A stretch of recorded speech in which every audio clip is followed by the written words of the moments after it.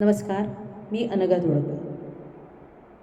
अश्वत्थामा भाग 8. केदारेश्वराचं दर्शन झाल्यावर त्यांच्या बोलण्याचा विचार करत बसला असता त्याला बालपणाची आठवण आली. असाच हस्तिनापूरच्या केदारेश्वराच्या मंदिराबाहेर पायऱ्यांवर बसला असता तिथं अर्जुनाची भेट होऊन दोघे जिवलग मित्र बनले.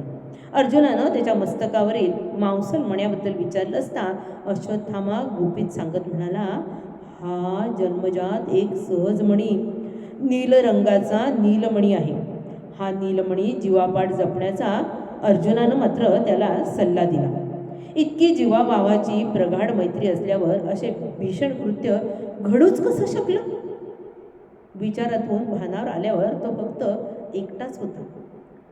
कृष्णाला आर्ततेनं व्याकुळतेने आळवतो म्हणाला, मला हे सर्व दारिद्र्य, दुःख, वेदना भोगणंच तुला अपेक्षित आहे ना?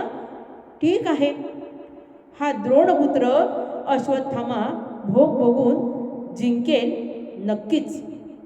त्याच्या शारीरिक मानसिक व्यथेचं शल्य वेदना कृष्णाशिवाय कुणीही दूर करू शकणार नव्हतंच.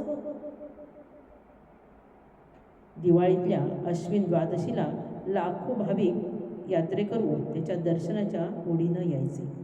हा दुर्गम पर्वत चढे उतरेपर्यंत आणि धनत्रयोदशीला ते घरी पोहोचेपर्यंत अश्वत्थामा त्या सर्वांची जातीनं काळजी घेत असे. 5000 वर्षापूर्वी घडलेल्या महायुद्धात यानंच लक्षावधी माणसांचा संहार केला होता. तोच हा द्वापार युगातला नराधम. तोच आता त्याच्या भक्तांची मात्र कलियुगात सातत्याने रक्षण करीत होता. का? हा त्याचा मूळ स्थायी भाव होता. आहे दया, करुणा, क्षमा, भाबडेपणा. होय, त्याच्यातील प्रेमळपणा आणि रुजूपणाचाच भाग आहे. अशा विचारांच्या चक्रव्यूहात गुरफटलेला अश्वत्थामा भानावर आल्यावर त्याला एक गोरा परदेशी पर्वत चढून येताना दिसल्याने त्याने व्यासांचं स्मरण केलं. व्यास म्हणाले, मस्तकावरच्या जखमेची दुर्गंधीची काले मर्यादा संपल्यामुळे तू हवं तसं वागू शकशील. सर्व भाषा अवगत होतील. तो गोरा माणूस मॅपच्या साहाय्याने शोध करीत पुटपुटला, yes, I finally meet Ashwatthama here only. Hey, I am Roger Phillips baker.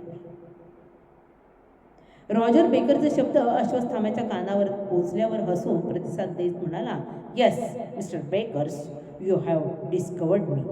Baker खुश होऊन म्हणाला, yes, I am only person who have discovered the only immortal character Ashwatthama from great Vyasa's epic novel Mahabharata's, who is alive since last 5000 years. बेकरचा महाभारतावरील गाढा अभ्यास होता. त्यानं भारताच्या अनेक वाऱ्या करून हिमालय पालथा घातला होता.